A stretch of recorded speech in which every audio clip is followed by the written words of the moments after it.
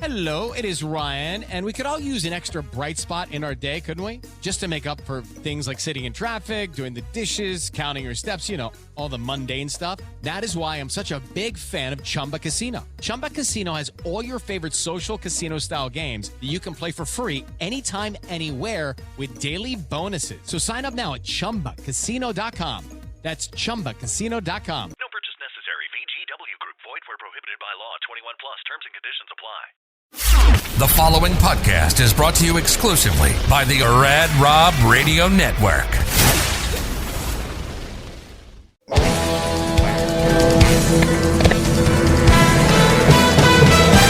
Welcome to Straight Up 5 with Johnny Petraglia Jr. This podcast is hard-hitting, in-depth, cutting-edge look into the sport of bowling. You will get unfettered access into the mind of one of the most gifted bowlers of this generation, who just happens to be the son of a living legend. So, without further ado, let's introduce you to the host of the show, Rad Rob, Rob Francois, Dr. Ocho, and the incomparable Johnny Petraglia Jr.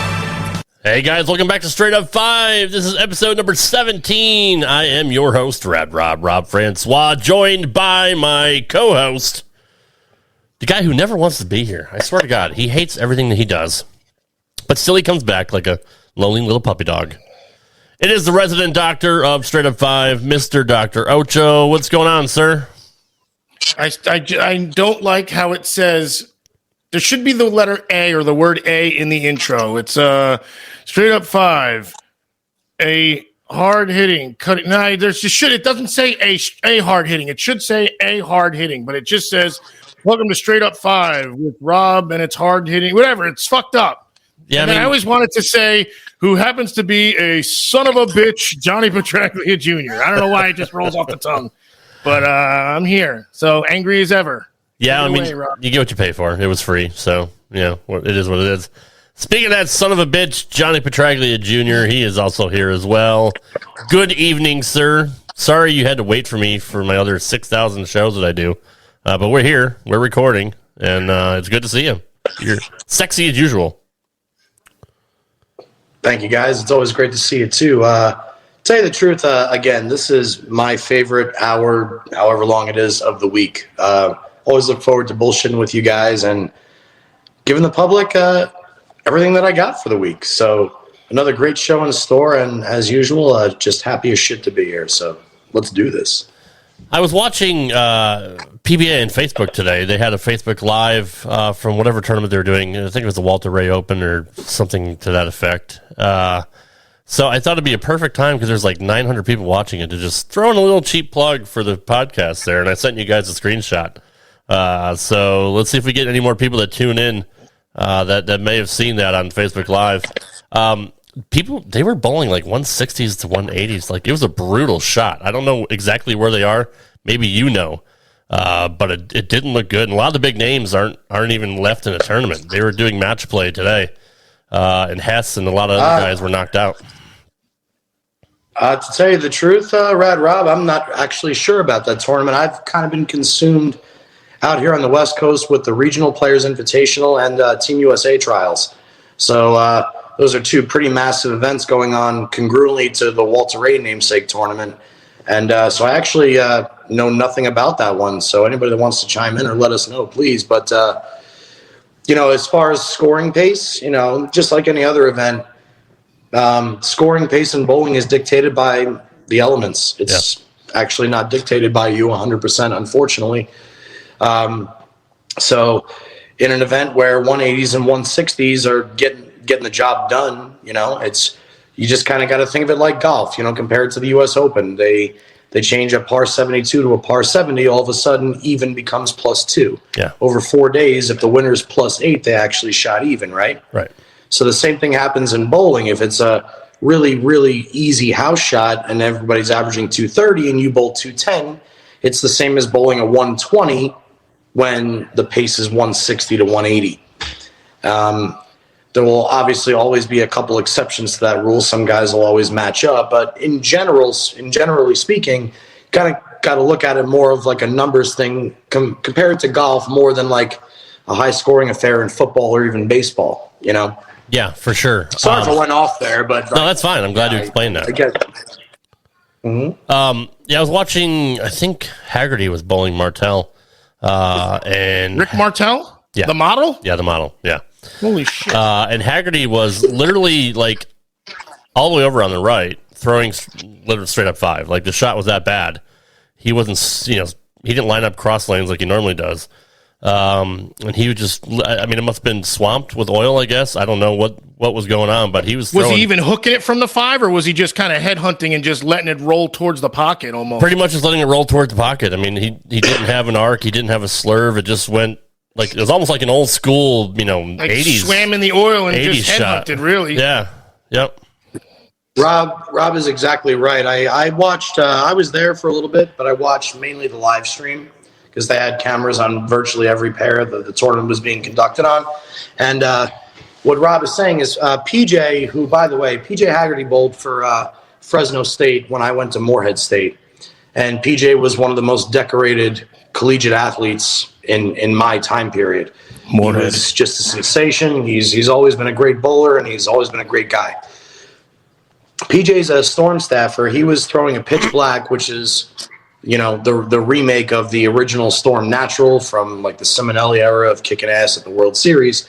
So he's using a new age urethane ball with a generic weight block inside, almost like the light bulb from the Quantum. And he was going straight up 5. And if you actually watch the live stream, you could see that he's doing everything he can to keep his hand directly up the ass of the ball. So he's taking a ball that already hooks as soon as it touches the lane surface, and he's making it hook even earlier by deadening his hand and staying right up the back of it and making it roll. Straightforward roll through that, right? So there's no skid or anything? And yes, exactly. Okay. And what he did was, because PJ is a seasoned vet and he's aware of scoring pace, PJ knew, hey, if I average 220 this week, I'm going to finish qualifying around 13th or 14th. That alone allows your brain to relax when you bowl. So the other thing in conjunction with that is the South Point Bowling Plaza, contrary to most bowling alleys or most conditions, the back ends, or the last 20 feet of the lane, 25, 30 feet of the lane even, they get tighter. They get very, very sloppy and inconsistent. So if your angles are normal, it's hard to carry. If you're very, very up the lane, you strike a lot. If you're very, very rainbowy and around the lane, you strike a lot. So PJ had a decision from the early going and he knew he could stick with it because the back ends were so tight and progressively got even tighter that he knew it was virtually impossible for him to go through the nose. So he stayed in a protective zone that he could also take advantage of because PJ's always been good on shorter patterns. So when you look at the guys that did well in the RPI, I have firsthand knowledge of this because we bowled league there for an entire season. It's the reason that I threw plastic as long as I did in that facility, because every time I would try and throw something that reacted down lane, I'd bowl my heart out and shoot 620. I could make a shitload of bad shots using the plastic ball and shoot 720 because the angles were right. And PJ, I think that PJ has not had that on tour in such a long time that he was finally able to bowl like PJ at this tournament. Yeah. And it was really, really awesome to watch because that was definitely one of my homies in college. And I'm glad he did as well as he did. Is it over? Are we doing a results sheet or what? What's going on? It is over. Very exciting tournament. It's strange. There were a lot of lefties in the mix in the top 32, but there were also a lot of left-handers that were outside of the number. For instance, Parker Bone III, Wesley Lowe, Ryan Simonelli. These are all named lefties that didn't even sniff. Well, they got close, but they didn't make the top 32. But then there were other lefties like Graham Fa, who averaged 250 for qualifying. Graham Fa wound up being the only lefty left in the top 8.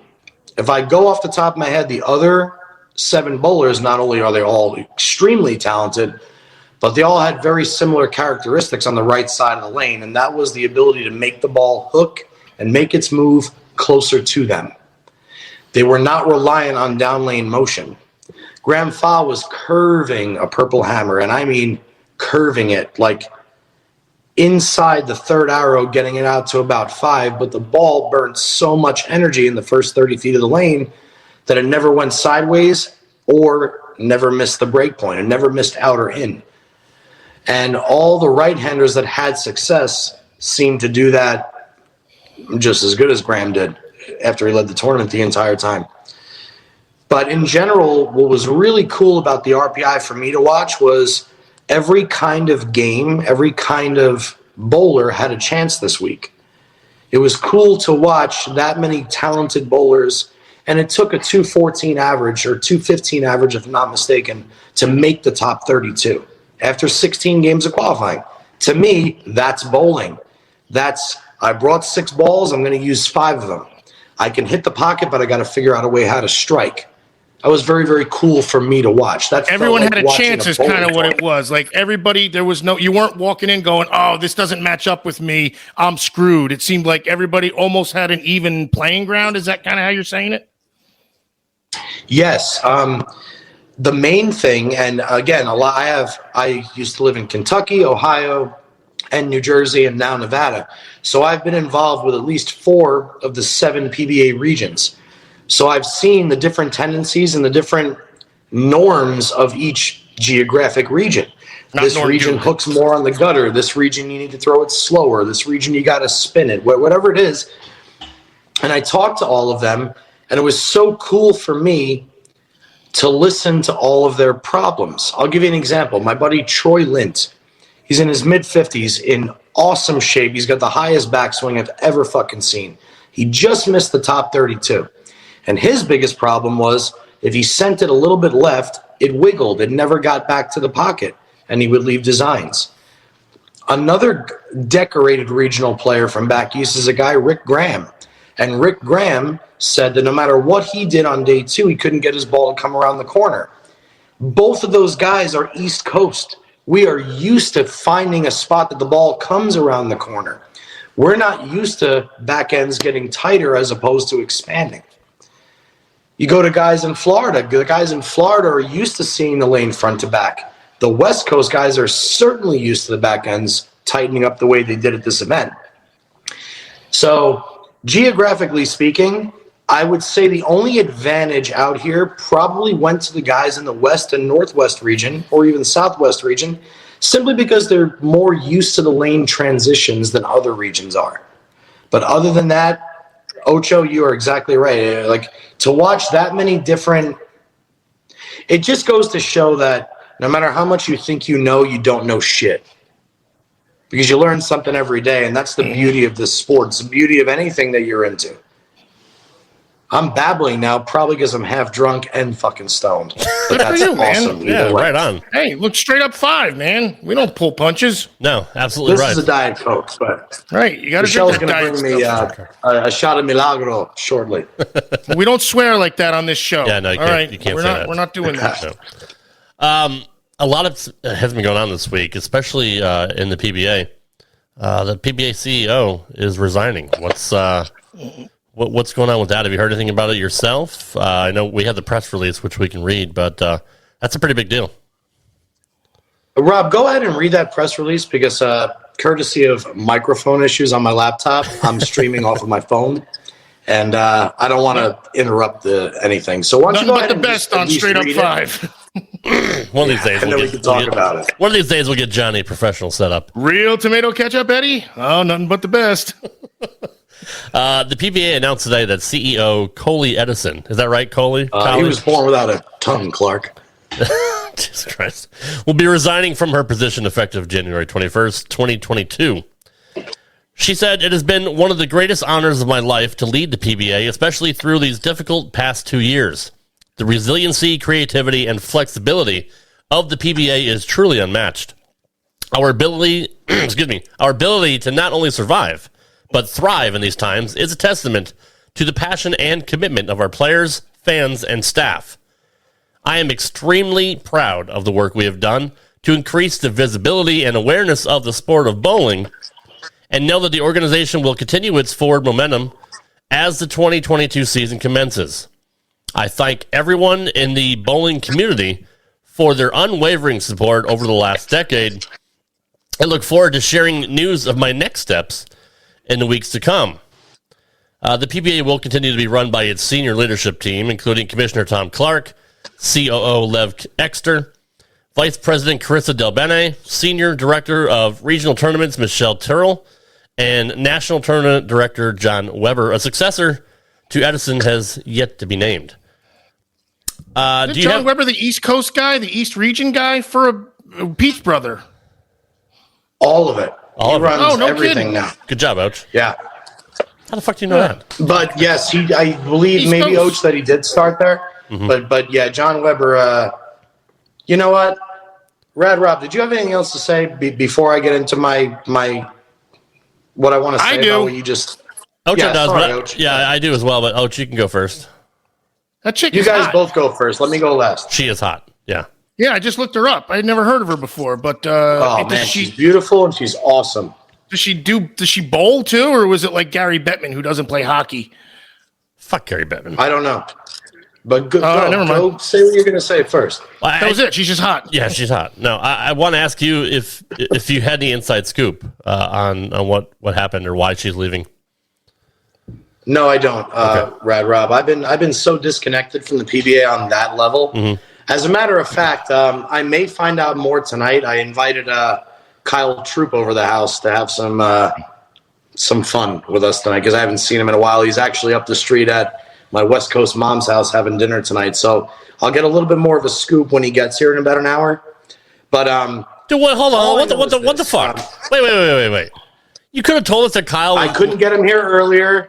I did. It's the reason I didn't say anything. He's bowling Team USA trials. God damn it, Johnny. He's having dinner at Phyllis's. I denied dinner for the podcast and then asked him to come over later. I'm sorry. But I will make sure that I get him on the show after he comes over tonight. Oh, Does he know you That do a is my show? promise to you Yeah, and my belated New Year's gift to you. Thank you. Can you tell him that you actually do a show? Okay. Okay. Go back into Messenger and read what I sent to you before we started. Ah, fuck. I could read. That's great. Well, we're not doing that now, but so just when we wrap up, we're gonna have the best bowler on the planet over my house, and we're gonna hang out while you two That's freaking right. J Bones are freaking sitting on your keister watching Cobra Kai. Right. That's the goal. Anyways, straight up 5. You never know what you're gonna get. You or never what you're know. Not gonna get. Yeah, or not. Yeah. But, well, Go ahead. Go ahead, go. No, Sorry, fuck Rob. it. I don't want to talk to you No, anymore. you go, you go. No, I don't want to talk to you. Go ahead. Please. Why? What did I say? Yeah, well, come on, Rob. He's the host. Hey, I Kyle did- Troop's look, coming over. Do you guys want to I tried. do you guys want to delay the show for a couple hours and get Kyle on the show? Yeah, sure, Johnny. Why not? Yeah, I would have waited for that. You weren't going to be upset if Ron Glick couldn't, but It's fair. Where is Ron? Yeah, where is Ron? works at the bowling alley. He's till supposed to be late. here I'm this not week. delaying the show 2 hours to see that freaking jamoke. He could join on his phone the same way I am. I know. He's also at the bowling alley he's probably sweeping up for all I know. I doubt he has a lot of lane breakdowns at 11 p.m. on a Wednesday night in New Jersey. They have like putt there too, so it's awfully involved. Anyway, all right. Anyway, all right, fucking. Now, what do you got to say about Coley, John? What I have to say about Coley is what I love and respect about Coley is how badass she is as a businesswoman. I respect so much the fact that she knew that not only has bowling been dying for forever at this level, but she didn't give a fuck. She analyzed a problem, and to the best of her knowledge and the way that she knows how to handle business, she tried everything in her willpower to benefit the bowlers on the PBA tour. Got Fox involved, got sponsors, got big prize payouts, did everything you would want any businesswoman to do. All the haters, i.e. bowlers of, in their own eyes, the pinnacle level that aren't pros, for lack of a better fucking term, all they want to do is criticize her and say, this woman knows nothing about bowling. She doesn't know this. She doesn't even know the needs of this and that. Fuck every fucking one of you. All you need is somebody that gives a fuck about the well-being as an entity, right? And that woman did. She did exactly the job she was supposed to do. And why she left, I'm not involved enough. I don't know. But she did leave, and she's leaving, and somebody else is going to take it over. And we'll see how it goes from there. Whether it worked, didn't work, or whatever the end result was, she tried to do something different to make it work. She tried to bring eyes into a dying sport that has a lot of dead time, that does not have a lot of airtime, that has no recognition as a sport still to this day. And she did everything that she could, I think. Her efforts could have may be seen in 2 or 3 years still, because we don't know what, these are things that if she just implemented, they're new. It could be something that in 2 years you guys realize, oh, that's right, she put this in and now it's generated this. Our prize funds went up. We got more sponsors because of her. So you for what she did may not even be chartable yet if she's got all these things in place. Right. Agreed. But in general, I'm curious what the next person's going to do. Because right now what bowling needs to happen is it needs to be seen to the public more. We've talked about this a million times. We need either to provide a live streaming series with somebody that actually explains the ins and outs of the sport, what goes on week in and week out. Hold that thought. Or we just... Sorry, hold that thought, because this is actually going to tie into something I want to ask you. Why don't you apply for something like that?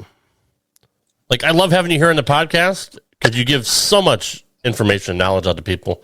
You do such a great job at articulating things that I don't even see on TV. And we've talked about the announcers that we currently have, but dude, you would be fantastic for a role like that. Because I'm inconsistent. I'll give you a prime example, Rad Rob. Right now, you know what? Fuck it. Straight up 5. I've had 5 shots of tequila tonight. 5 in the last 3 hours. And I took 2 hits of really, really good weed right before this aired. And right now, I'm at the level where not only are my emotions completely steady and am I completely 100% clear, this is the time that I actually don't give a fuck what anybody has to say because I know in my brain what I'm saying is right. I think if I was like this all the time, I would be the greatest CEO the PBA has ever seen because I am a player. I love bowling. I relate to the players. I know how to cater to people, but also tell them to go fuck themselves when they're out of place. I'm friendly, I'm kind, I'm gentle, and I can fucking talk to people. It's one of my greatest fucking blessings in the world. If I could be like this all the time, I would have written an email that says, I am your new CEO. So whoever you've appointed to follow Coley, tell them to go the fuck home because I'm here now. This is what's going to happen, and here's how we're going to make this better. And you need bottles of tequila and weed in order to do that job. So make sure you stock the shelf with weed. When and I'm sober, me, I worry about all the problems associated with everything that I just said. I worry about the repercussions. I worry about the aftermath. I worry about everything under the sun. It's why I bowl better when I'm drunk, like I did last night. It's why I have a really big problem in my fucking life, dude, is because when I'm like this, I'm totally clear. And if I could just stop it right here, everything is good. But I also wish I woke up every morning with this much oomph and this much desire and this much passion towards something that clarity. Yeah. Exactly. Why do you think you can't get out of your own head when you're clean? I think I have a mental or a chemical imbalance. I lack serotonin, dopamine, which is why I love weightlifting. It's why, I've always loved gambling. I live for the highs of life. Yeah. I feel like if I'm sitting on the couch for a half hour, that I'm wasting time. You're flooded with cortisol too at that point. So then that slows you down more, which again affects your dopamine and your serotonin levels. And my camera went out. What is it with fucking cameras tonight? I had this problem on my previous show.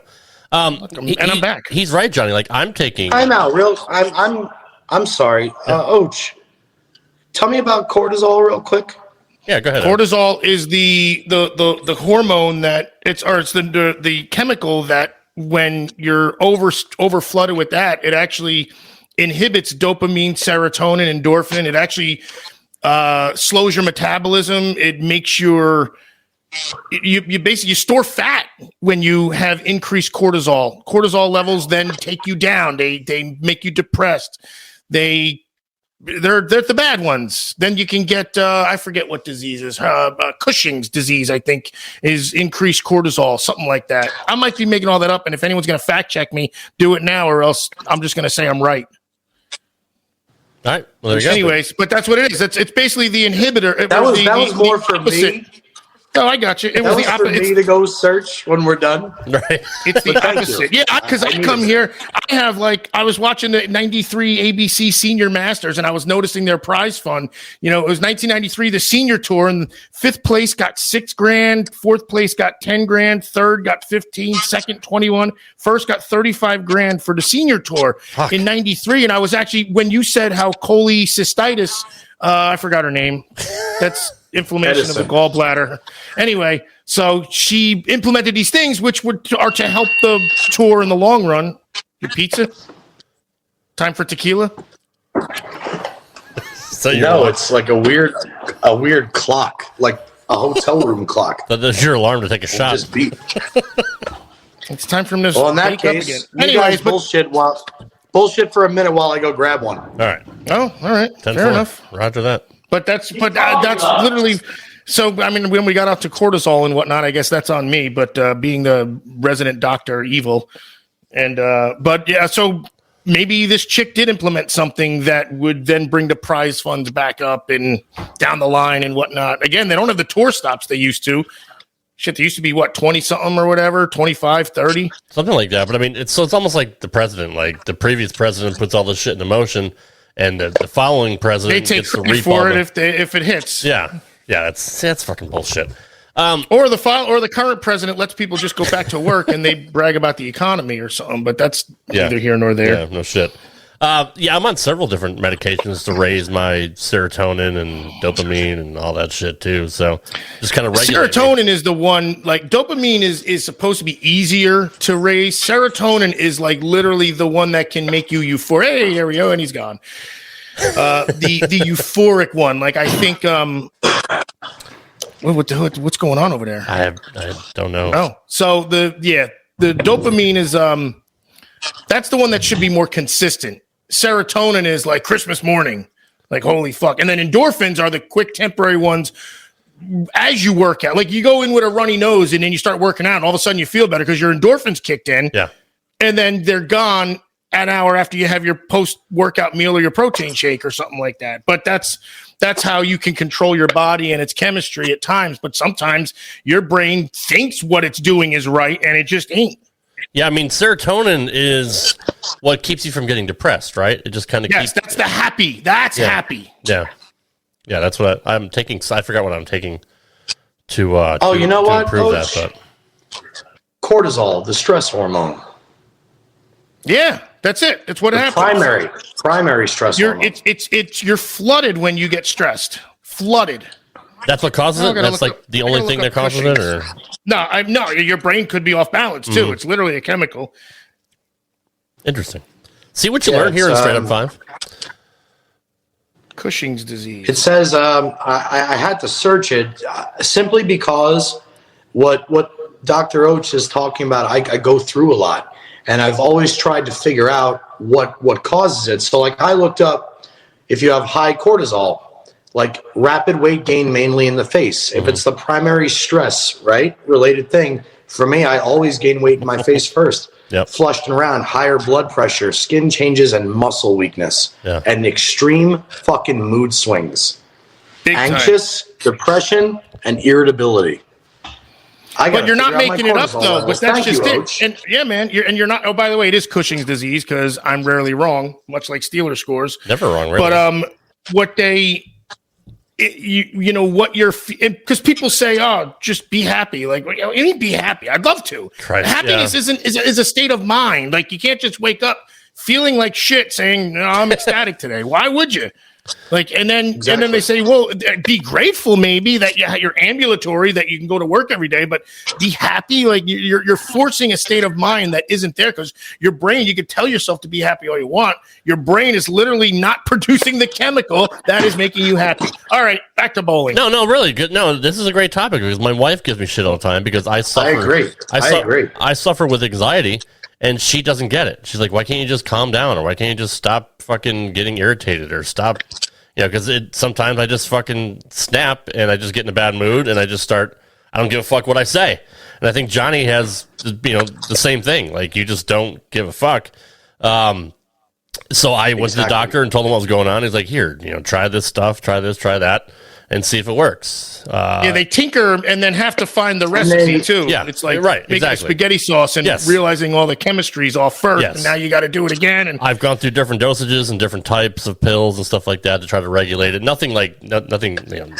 Nothing like, I don't have bipolarism or any shit like that. There's no real like narcotic stuff that I'm taking. It's just stuff to raise my levels and shit. To try to regulate. You might be tripolar, I think, Bob. That's exactly. Fuck you, call me Bob. That's honest to God the exact same thing that Rochelle has said to me for 3 years. She said, "John, you quit on everything so quickly." She says, "Sometimes, okay, maybe talking to a psychiatrist isn't the right thing. Maybe this medication at this many milligrams a day isn't right. It's just like anything else." Like, she says to me, "I'm sure that you, somewhere on your weightlifting journey, found exercises that you favor and exercises that you don't like because they just pull on parts of your body and they don't feel right. So what do? So, okay, instead of doing, I don't know, flat bench chest flies, maybe I do incline chest flies so it doesn't hurt." She goes, "Yeah, it's the same exact thing with this medication for trying to monitor. If you're a highly functioning ADHD patient, if you're bipolar, if you're moderate this or that, whatever it is, you have to figure out what it is that's missing." And we're in the medicine age now, man. Like, there's a remedy for fucking everything. We don't have to self-medicate. We don't have to deal with it every day anymore. And that's always been my problem. Like Oach said earlier, is you don't just wake up willing to do all these things. You got to get in that frame of mind. And it sounds like, Rad Rob, you experience it the exact same way that I do. Yeah. I know Oach. I mean, I'm not going to broadcast any personal shit on this podcast, but I know that Oach likes to pace around and be on his feet a lot. Yeah. I mean, that's got to be something that he does. He doesn't sleep the same way that I do what I do, or you do what you do. Yeah. I mean, we all cope with it in our own ways. And I think if we reach that actual point that we could actually figure it out, what's the main cause of the issue, then we can do it. We'd also be millionaires and know exactly how to do things and how to correct things, because a lot of them are similar. And there you go. You ain't lying about Blue that. Solo Cup. Yeah. But, and because a lot of them mimic each other too. And that's the hard part about finding the recipe, because a lot of the chemistry mimics each other, but it's not the same chemistry. Like you said, dopamine and serotonin are two different things. If you're okay with dopamine and you start enhancing dopamine, now you're still off. Yep. It doesn't make you happier. You're still off. Yep. That's the whole point. Correct. You need your, it's like only doing biceps and never doing triceps, again, to relate it to exercise. Or cardio. Now you're indulging your biceps. What's cardio? I'm just kidding. Obviously. But the point was, if they would just 15 minutes, like this. If they would just stock a cabinet with tequila and weed, then put Johnny Petraglia Jr.'s name on the door for the commissioner, he'd be there. Well, let me ask you this. Exactly. Let me ask you this, Johnny, because fuck it, we'll just open it wide open. You were clean. please. You were clean for quite a while. Why did you start drinking again? I learned how to put a lid on it and realized that I didn't want to eliminate something that actually brought me joy in my life. I know how that sounds. Let me explain it. I drink once a week now. I drink with my girl, like I'm doing tonight, who just brought me this one, which I'm about to drink. And us girls, too. Chase with a Diet Coke. Love it. And on the off chance that I even decide to have a few drinks, like I did last night with all the RPI guys here, I don't drive anymore. Good. I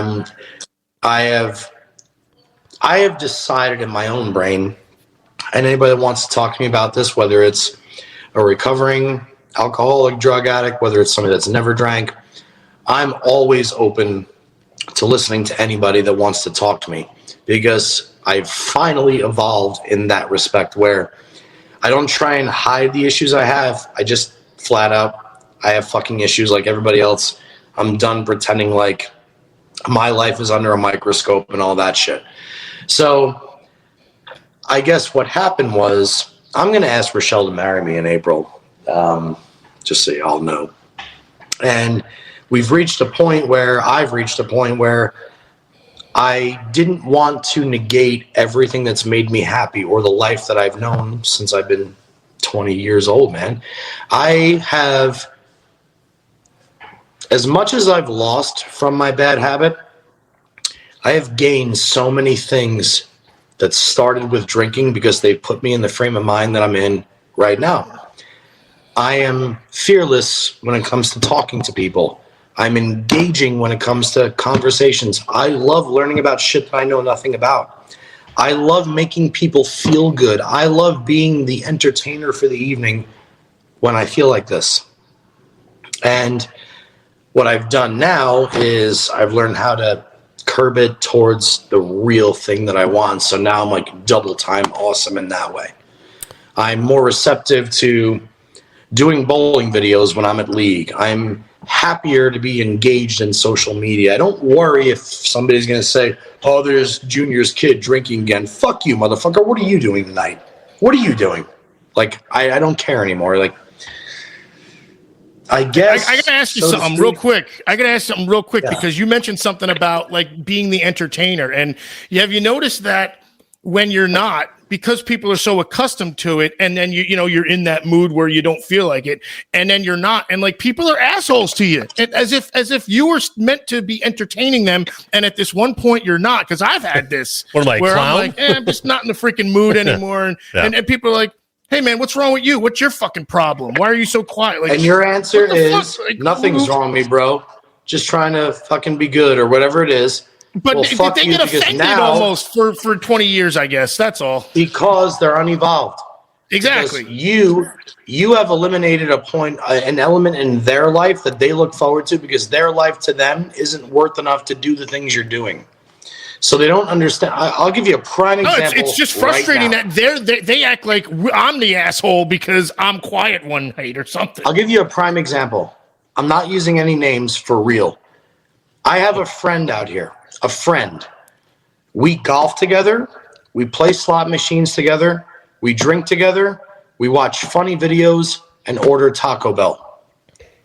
That's what we do. This person is in love with me. I like this person. I want this person to be like one of my best friends, to give me that release in life where I can just totally fucking be chill. But this person loves me. When I don't have money and I'm not drinking and I'm not gambling and I'm trying to curb my life and I'm trying to marry Rochelle and do all this shit, this person says, hey, I'm off on this day. I'm looking forward to doing X, Y, and Z, drinking, gambling, golfing. I either write, this isn't a good week for me, I'm sorry, or I write, listen, I can't do that shit anymore, I'm trying to change, I hope you understand, or I don't answer. The first thing that person wants to do is say something like, I hate temporary friends, or I'm done with people who put in half-ass when I put in 100%. Motherfucker, if you didn't fucking realize that already, first off, I feel bad for you. I'm sorry. And second off, if I'm honest with you and I actually tell you what's going on with me, and that's all you care about, you need to work more on yourself than you do with this. So I totally understand how you lose what you're used to, Och. It goes away, and that's a very, very scary feeling, not only for them, but also for us. Mm-hmm. It's a shitty, scary feeling. Yeah, because they make you feel like weightlifting. They make you feel like, oh, were you just using me for 20 years to fucking make you laugh? Was I literally just a court jester to you? And how about like, hey man, what's wrong? If there is something wrong, but like, instead of what the fuck, man, Why aren't you making me laugh? Like, how dare you change? You know, we had a good thing. It's a rarity. It's a rarity. Don't get me wrong, but it's just something. When you mentioned it, I was like, man, I fucking had that happen. Holy shit. Anyway, go back to the lifting thing you were fixing to say, and then we'll get back to bowling one of these times. No, that's perfect. What both of you just said, and that's what I mean. It's sitting down at a fucking automated bench press and saying, well, I know I can move 100 pounds, but I know I'm going to shake if I move 120. So I'm not going to touch the 120. That's their mentality. My mentality is, if I know I'm going to shake at 120, put the pin in 140 and just try and move it once. And it took a lot of years to get that kind of evolved thinking. It took losing a lot of shit to get to that point of thinking. And what happens in my brain, and I'm talking to everybody right now because this is real fucking shit, dude. This is like mental instability shit, meeting reality shit, meeting the idea that people can actually fucking change if they really want to. What happens is eventually you wake up one day and you say, I want to keep this shit around, but I want to monitor it. I want to go back to that feeling all the fucking time. And the way that I do that is I go to the gym, I go to work, I eat food, I have sex with my girl, I smoke a little bit of weed, and I fucking watch Animal Kingdom or Yellowstone. And I go to bed at 9 or 10 at night. That's what I do. And once a week, me and my girl get fucking nuts. That is shit that I've never thought about. It's shit that I've never wanted, which is why I have people like that constantly around me. Och, same as you. Rad Rob, same as you. We have people that are looking for that kind of energy from us because we're the guys that supply it. And then eventually we reach a point where all we want to do is fucking harness it and fucking shove it somewhere and say, no, not only am I going to be this guy, and this guy, I'm just going to be awesome all the fucking time for this purpose. So whereas in the past you were an addict and you couldn't control it, but now that you have those life lessons, you know what your past was, you don't want to repeat it, you are smart enough and adult enough to be able to curb, you know, your I don't know, your desires, so to speak, and pleasures. Basically. Yeah. And if you just want to have a few drinks and get shitty drunk and stay home and watch shit, that's fine. But you know you're not going to slip back to where you were before because you would lose everything you have. Well, I don't know that yet. Well, you don't, but I mean, you're still smart enough to know what you went through. You'll see the signs, and you'll be able to pay enough attention to it. I think, or somebody else will see the signs, like Rochelle or whoever else. Exactly. Or people like Rochelle will plug it into my brain as a reinforcement before the night starts. Yeah. And what that does is when the night's over and I'm walking my fucking 50-pound triple roller down the stairs to my car, I'll put it in the car and then I'll call Uber. You trade in being an idiot for being an idiot. So no, that's all you're doing is you're being a controlled idiot, a very calculated and responsible idiot. But you also have which is allowed as an adult. But you also have a great support system, and you may not have always had that support system. You know what's funny is I've just recently started talking to my dad the way I talk to you guys. You know, I'm 37 years old. I've been smoking cigarettes since I was 16. And I remember my dad, I was putting out a cigarette in my Firebird. So this is, again, back to that time period from last week. I'm like not 20 yet, but I'm driving. And we were going to Howell Lanes to bowl, to practice.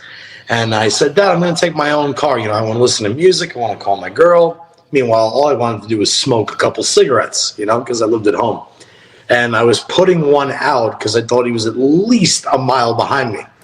And he opens his car door next to me as I'm putting it out. He goes, by the way, I saw you.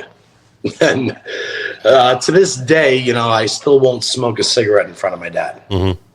And recently, I FaceTimed my dad and I smoked a cigarette. I said, Dad, you're not an idiot. I'm very. I guess the point of the story, without getting too much into the cigarette, is my parents have always protected me to a point that it was almost too much. To a point that I felt like having a cigarette would make them disown me, or getting a tattoo would make them disown me, but a little bit of lifestyle did that, though. But a little bit of lifestyle did that, though, because again, your dad was a borderline rock star. So look what you were exposed to as a kid, and he's probably saying, "Wow, there's so many avenues that could have gone wrong." So just maybe out of innate intelligence, they said, "Let's make sure that none of that happened." Especially what he probably saw on tour. Imagine what he saw. Can I add to that? Did your dad ever say, "Don't do anything to embarrass me," or don't do anything that's going to get my name or our name in trouble? Like, did he ever give you a talk like that? Like, Johnny, you're out of control. You're fucked up. We don't need this to happen. You're under a microscope as it is. Did he ever have a talk with you like that? Indirectly, yes. Never directly. Yeah.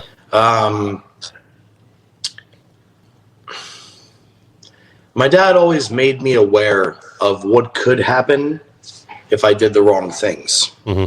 But he did that in every walk of life. He did that with everything. Man, this is a tough one. But here's the thing, JP, you also would walk to the line and almost reel yourself back anyway, I feel like. Because what I know we all did stupid shit, but what true trouble has there been? I don't mean like go into it, but I mean, yeah, you partied, you drank, but it's also living. It's also doing things that 80% of the population already did. So you walked yourself to the line, but you still pulled yourself back before any true things could have happened. I feel like, knowing you for yes, yes and no. I have danced with the demon for almost 20 years. Sure. I just happened to get caught on October 3rd of 2020. So I can tell you 8 ways from Sunday why it happened, why it should. But the truth of the matter is I tempted fate for almost 20 years. That's the law of averages. Caught. That's especially with bowling. That's the law of averages right there, playing their card. It sure is. And anybody that's ever had a DUI or drinks alcohol and has never had a DUI would all tell you the same thing. And because anybody that drinks gets used to doing the same shit all the time. And if you get used to telling yourself when you get behind the wheel of a car, I've done this 100 times, this is easier than driving when I'm fucking sober in the daytime. Yep. That's how you drive. You were about to say something, though. You were about to say something before that you said, wow, this is really good or something like that. And I wanted to jump in that real quick, so I think I fucked you up a little bit. When I said you haven't really gotten it too much, you were saying indirectly they were, okay. That's the only time I've ever been in trouble. I've never been arrested. I've never been in handcuffs. I've never been sued. I've never done anything really too wrong. So that's all right. Well, then it's full circle. And I think that's because my mom and dad, as crazy as I am, my mom and dad are so intelligent and they're so behind me and they are so there for me that I genuinely believe the lessons they instilled in me and my raise is the reason why I'm only moderately nuts and not full-blown nuts. That's fair. I also think I got a little bit of a Freddie Mercury when it comes to processing the brilliance that is me. But either way, what they did do for my brain was they kept me in enough control that I was able to stay in control enough to not be totally fucking nuts. And now that I'm old enough, I'm like, fuck, man, I am nuts, and I love fucking being nuts. But I don't want to be nuts enough to harm anybody else. Controlled nuts. Ever. It's controlled idiocy. It's the same thing. It's being a responsible. When I got pulled over that night, I wish I had the cops' names because we actually left. When I got pulled over that night, I had left. Can I talk about this? You can say whatever you want, brother. It's your show. I just got delivered another one. Nice. There you go. You ain't driving, so what's the difference? Yeah. I had broken up with Rochelle, whose bedroom I'm in right now. Nice I could tell by the woodwork. It's a nice bedroom. And I asked my hairdresser, Olga, from the Ukraine, I said, Olga, let's go gamble and drink. She says, I would love that. Let's go do it. And we went to the M at 4 o'clock in the afternoon, and I thought I was a gambler. Olga's a fucking gambler. No fucking joke. I'm betting like $3 a spin with 100. She's putting in 500, betting $10. Oh, like, all right. I ain't got that much. What are you doing? She's been cutting a lot of hair, I guess. No shit, right? I remember she left at 7 o'clock because her two boys were getting ready for prom or something. Homecoming, I think. It was early October 2020. Homecoming. Remote homecoming. Whatever. Fuck all that. We were drinking, and I left the M, and I drove 4 miles towards the Strip, and I went to South Point. And then Anthony Simonson and his right-hand man, Bowler ex-Air Lane Sant, invited me to the Nerd to come. And the Nerd is downtown in Neonopolis, right in the fucking heart of downtown. And I went there and I drank more and more and more and more. And then I smoked weed. And then I got in my car and I had to leave downtown at midnight. And I got pulled over. And these two cops, I remember them saying to me after they cuffed me, because you know I'm always sweet, especially when I'm drunk. I was obliterated, by the way. They cuffed me and they said, do you need anything out of your car? Do you need to call anybody? And I said, my cell phone's on the passenger seat. I just want you to call my ex-wife. And they both kind of chuckled and said, your ex-wife? All right, what's her name? I said, I don't know what it's in there under as a handcuff. Oh, Jesus. I go, but here's the number. And I say the phone number and she answers and I go, hi, babe. And I start crying. And she goes, what's wrong? And I said, well, I'm going to jail. She goes, okay, you're going to jail. All right, which one? So I had to look at the officers and they told me, and I told her. And then we hang up. And then halfway through the ride, there's a male cop driving and a female cop in the passenger seat. And I am so hammered that I've accepted my fate. Does this story still make sense? I want to know what she was in your phone as. I want to know what she was in your phone as, because I feel like when you. Oh, okay. So it wasn't like she was in his twat or something like that. And I remember leaning forward and saying to the officers, I know you guys probably think I'm nuts, but I just want to tell you both something. Thank you for pulling me over tonight, and I'm really, really sorry for what I did. And the female cop turns around and says, why'd you call your ex-wife? And I said, because she's the only woman that's ever been there for me through thick and thin. And I've done way worse fucking shit than being locked in the back of a police car with you two. And she's still stuck around. She's just a great woman. And the fucking cop in the passenger seat starts getting teary-eyed. Oh and the God. cop driving I wish somebody was like that for me. like, don't do that type shit. So I look at him because I'm so fucking aware, and I go, listen, we got a 20-minute ride. Let's just bullshit. How you guys doing tonight? And we had a great convo. I feel like they felt bad about arresting me. And that whole experience, I guess, I don't know, man.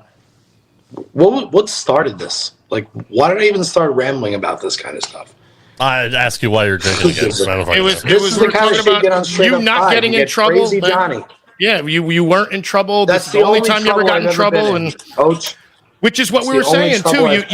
When we went back to, did you ever have a talk of don't put a blemish on the name or anything? He did it indirectly, but you never truly did anyway.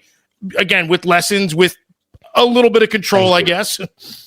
But thank you. That was the point. Knowing when to pull the even being nice to the cops that arrested me for the first time in 37 years on this planet for something that I put myself in the situation to have happen.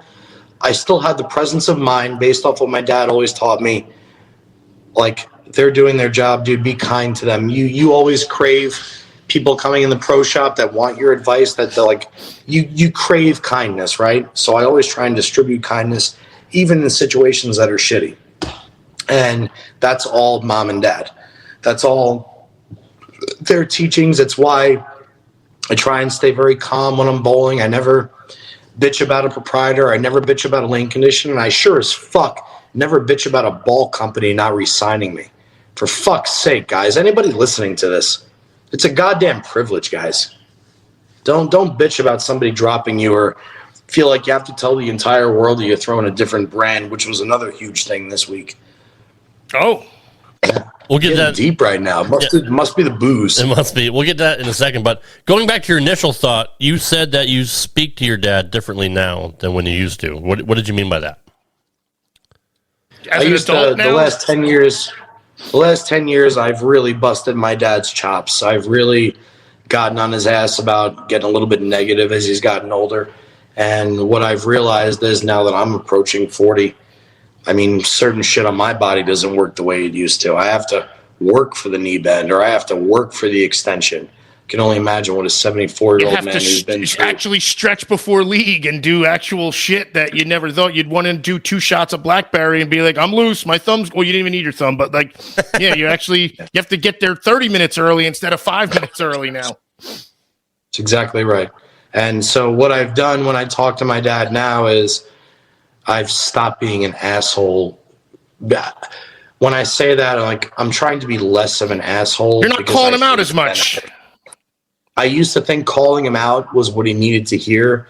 Truth be told, what my dad needs to hear right now is the same shit that I always said to him when I was a kid. You're the fucking best, dude. I mean, you are really the best. Ever. You are everything that every son would want out of a fucking human being. He's a man's man. So I've started doing more of that. More of that. Hey, and you got him to throw urethane too, which that means he's also breaking down the wall a little bit. He must be. I mean, I am so blessed and honored to be able to talk to him, a couple months ago. Like, that was, I told you, man, that was a bucket list for me. Just growing up, watching bowling, being a lefty, loving guys like him and Earl Anthony, and to be able to get to speak with him and, just shoot the shit, him kind of like relaxing and not being as professional as he used to, he's used to being in interviews, was a really cool. That was a one-time thing, by the way. That's a really cool thing. You won't see Johnny Sr. pull back the curtain a little bit and joke about league and whatnot on an interview or something like that. You'll see it when he's off the clock. That's why this was essentially, an interview. So I wish I knew who the frick he was beforehand. I'm mad about that. I seriously am. But that's because I don't like to be enamored. Go ahead, Rob. That's the beauty of this show, though. You know what I mean? Like, this is why I believe so much in this show. Is for moments like that where your dad, who's been it all, done it all, and been around the horn a long time, can just cut back, let go, and just bullshit with his kid and 2 fuckheads. Talk about chopping nachos with his freaking calculated effort 3 months later, like shit like that. Yeah. Fuck, who'd have thought? Go ahead, JP. Shit. Well, you had. I had. We're talking about your dad, so you probably have something cool to say. No, I had something about dad in closing. It's okay. He's still got. My dad is like me. I'm like my dad. He's just older than me. He wants to evolve, but he's so afraid to at this point in his life, and I respect that now. I didn't understand that 5 years ago. Mm-hmm. I didn't understand that the same way I experienced life changes. I moderately thought I was going through a midlife crisis this year. Maybe I am. But I forget a lot because I'm so self-centered a lot of the times, and I don't mean to be, what other people are going through. And I think about me the way I feel now when there's 22-year-olds hooking the whole lane and throwing messengers that never touch the pin deck. And I'm 37.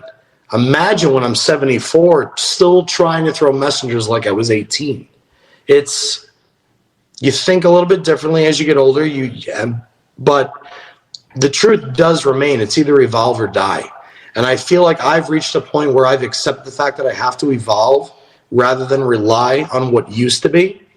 And my dad is very much stuck in the I can't evolve phase. But also, again, that's what got him there, though.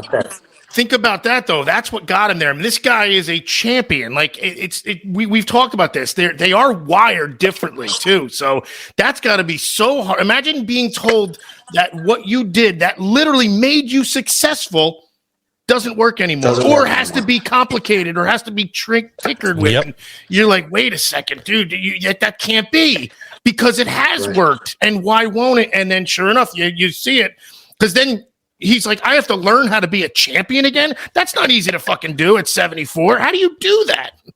I mean, I get it. I'll give you a perfect example of that. It's just when I had lost 60-something pounds doing DDP yoga, I was about to become an instructor for them, and I was teaching hour-long workouts. And when I end up losing my jobs and getting depressed and putting the weight back on, I tried to get back and do the stuff that I used to do before, and I couldn't even do a tenth of it. I could barely even do a push-up, and I was doing hour-long workouts, and it's such a mind fuck because I know exactly how to do what I need to do, but my body says, fuck you, I can't do that anymore.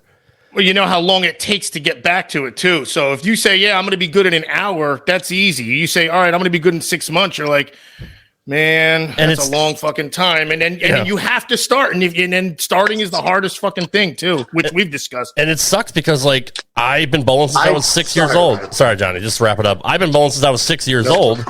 I got back into bowling after so many years last year. And I threw a 130. I used to average 190, 2-0. And I know how to bowl. I know exactly what I'm supposed to do. My body physically wouldn't let me do it because of the extra weight. And it's like I said, it's a real mind fuck because the steps that it takes to do it. But your body says, no, not today, brother. I think it's harder to restart than it is to start. Like when I decided I wanted to get into nutrition and start weightlifting, I didn't have any expectations. I was just what I was. And perfect example. Perfect fucking example right there. But that month off during the quarantine, and I started to watch my body go from a V to a fucking bell. And then I knew already what I did to get my body to there. It was the hardest month of my life. Because now it's like, oh, I got to do all this again. If you already know what's ahead of you, it makes it way, way harder. Mm-hmm. If you just accept day by day, hey, listen, man, I'm not going to eat these 15 Doritos at 10 p.m. Or I'm not going to eat this half a sleeve of Oreos and dunk them in milk after I eat because I need something sweet. Or I'm going to replace this fucking Pepsi with a water right now if it fucking kills me. So those little daily things that you did in the early going, Rob, yep. I'm talking to you because you lost more than me and Oach combined.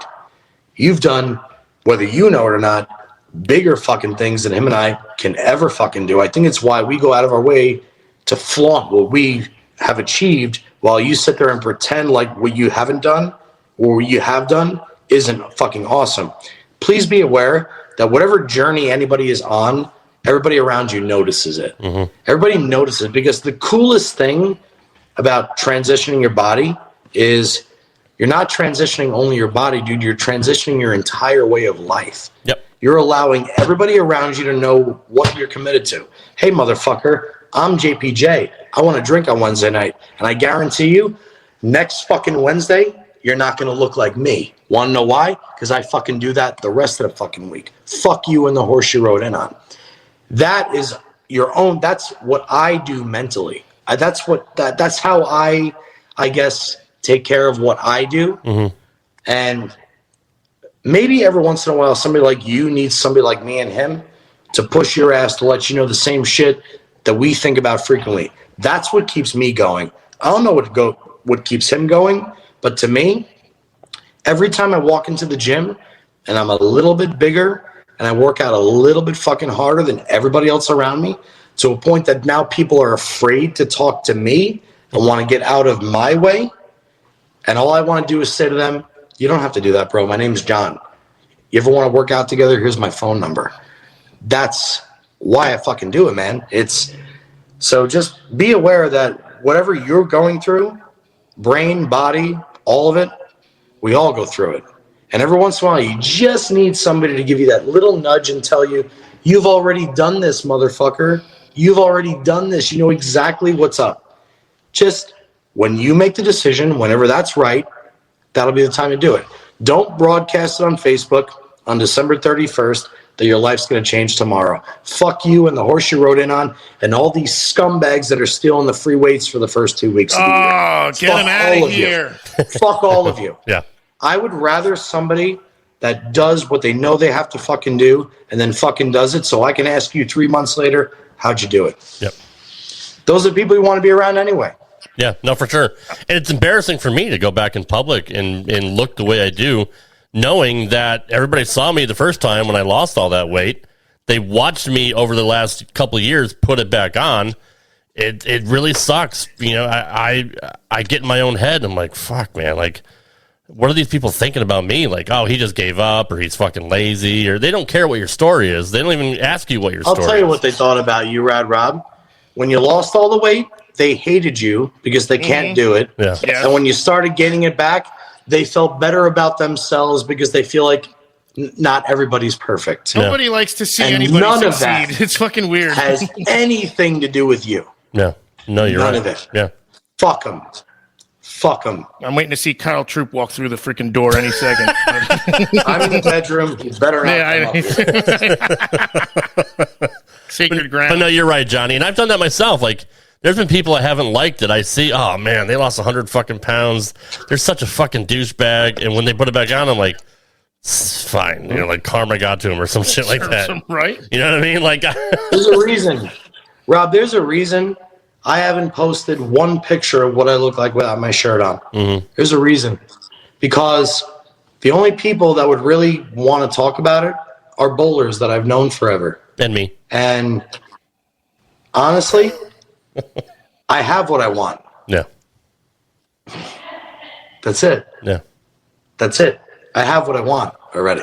I've seen Ocho without the shirt So- on. It's pretty impressive.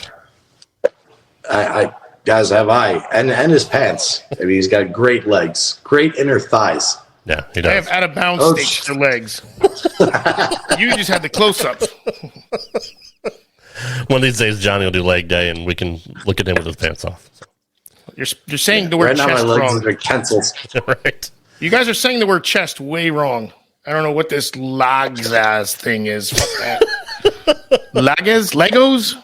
You know, this is completely not what we had planned for tonight, but I'm glad because It's better. it is better. It's the spontaneous conversations that come up, and it's the life lessons that we like to teach people that listen to the show. It makes it, worthwhile because, like you said, there are so many people that are probably going through the same things that we're going. Maybe not the same exact details, but everybody is fucked up in their own way. Well, that's the thing. I don't know that we're teaching it. We're just letting them know, like, hey, you ain't alone. Right. Which it's the teachable moment is that, but we're not saying how to get through it. We're saying, hey, here's our shit. God damn it. But we all have to do it. We all have to freaking put our pants on our out of bounds stakes and fucking hike them up that day and get back in the grind and you got to figure it out one way or another. But that was to teach it. I wish we could. We'd Yeah. be fucking rich. We would be rich. That's true. Johnny, you're a great motivational speaker. If you ever want to do that someday, I mean, like, you just take a couple shots, smoke a fucking bong, and just, and Tony Robbins it up, man. Right? Just have at it. Tony Robbins. When my brain's in the right, it's the same as bowling. Yeah. When I get it to a point that I can apply it, it stays focused on that one thing. It doesn't go bananas. It doesn't go all over the place. It just sticks with what we're doing. So Should we recap league scores real quick, or is that? Are we, yeah, you want to talk about league? Yeah, let's get back to bowling before we wrap it up. Did you bowl last night, Och? no, I bowl tomorrow, Thursday. So as we said earlier, the RPI was here in Vegas, so I put out a message on Facebook. I said, RPI guys, we're bowling league. Come say hi, because they were in the other facility in South Point.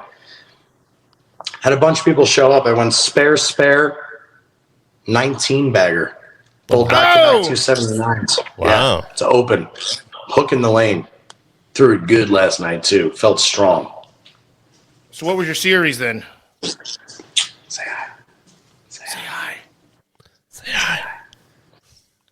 Say hi. Hi. Hello. Hi.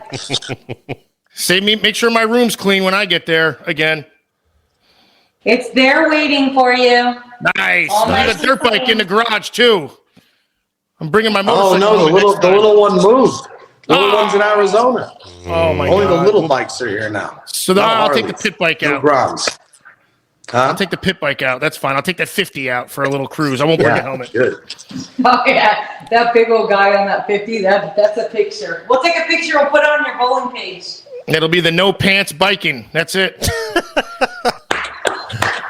So what was your series then? What was a 279, 279? I bowled 79, 79, 229.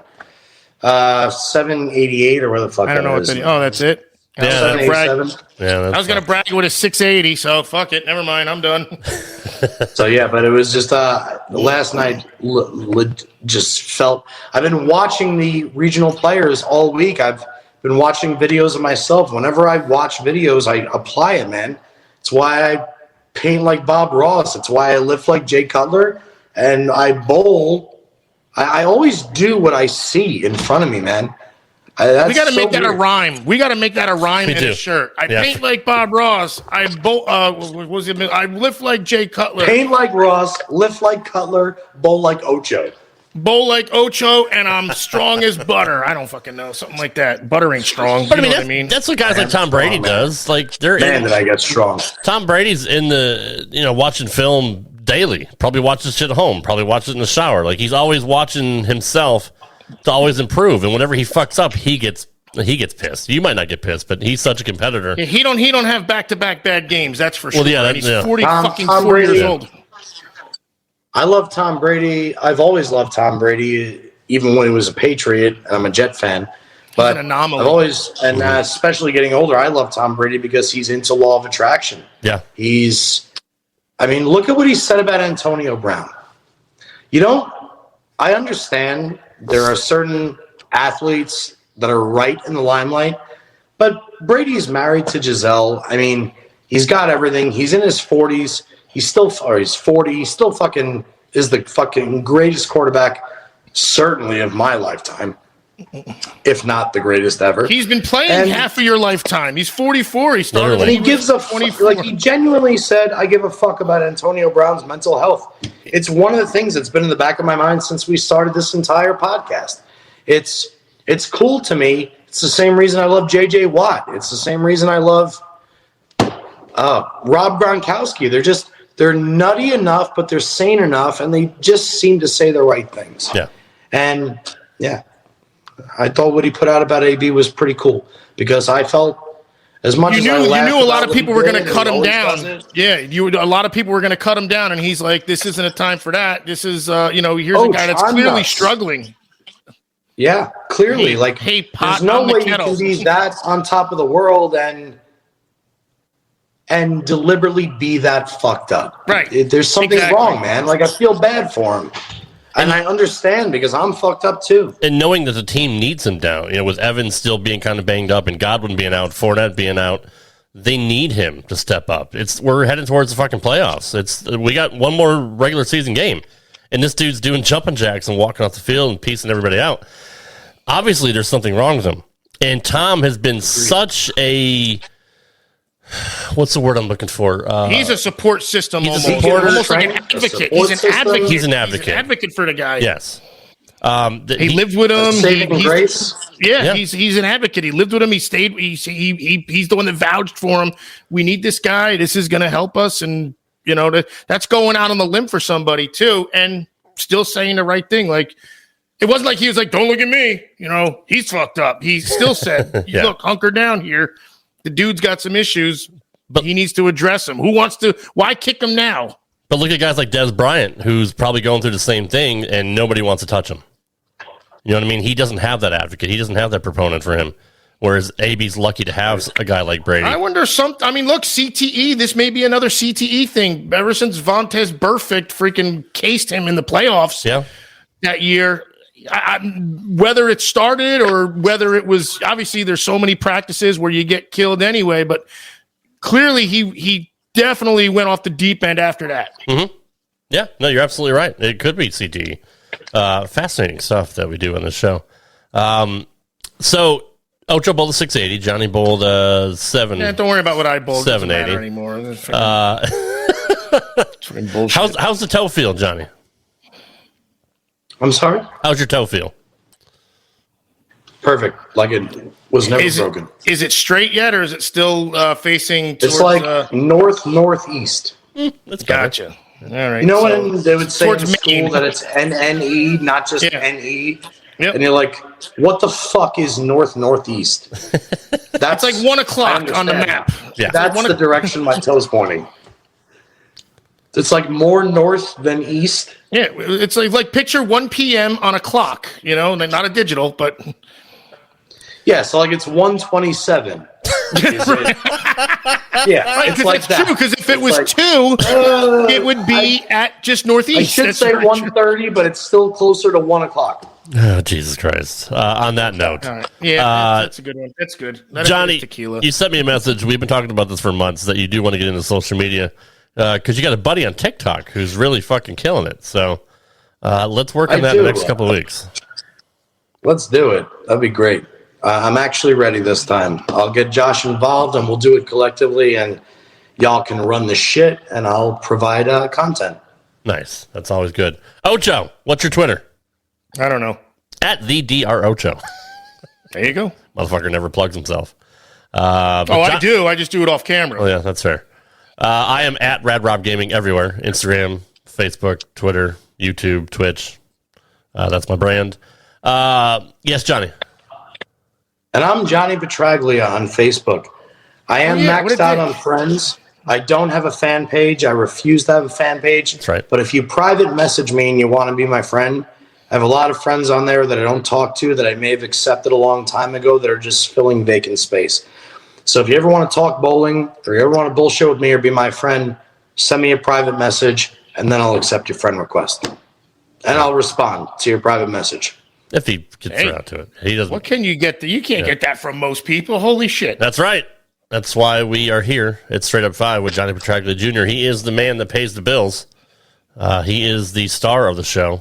And he's also the most humble person you'll ever meet. Not like asshole fucking Ocho over there. But, yeah. I have no reason to be humble. Of course not. I spit facts. Yeah. But Johnny is literally, like, I'm not blowing smoke up your ass, Johnny. You're one of the most real people that I have been able to meet. And that's a really cool thing. Ditto. Thank you. Hey, so me wearing a mask, I'm not the most real person? That's fucked up, man. This is bullshit. That's fair. No, that's fair. By the way, did you get my Christmas present? Mother's California Gold 68? No. You probably sent it to Grapplerville instead of Ochoville. So now I have to talk to Six. And I didn't put a return address on it either, so who knows where it is. That's why Six goes first. Nobody understands that except for people that listen to our other show. In any event, guys, guys, listening right now are the ones that listen to the other show. But go ahead, finish it up, fair. Rob. Let's get out of here. No, we're done. We're out of here. For Ocho and Johnny P, I am Rad Rob. We'll see you next week for another edition of Straight Up 5 right here on the Rad Rob Radio Network. It's time. No, that's not it. You're such a dick. Thanks for listening to Straight Up 5. If you would like to send your questions into Johnny Jr., send us an email at straightup5@gmail.com. That's straight up FIVE@gmail.com. We'll see you next time for another edition of Straight Up 5 right here on the Rad Rob Radio Network.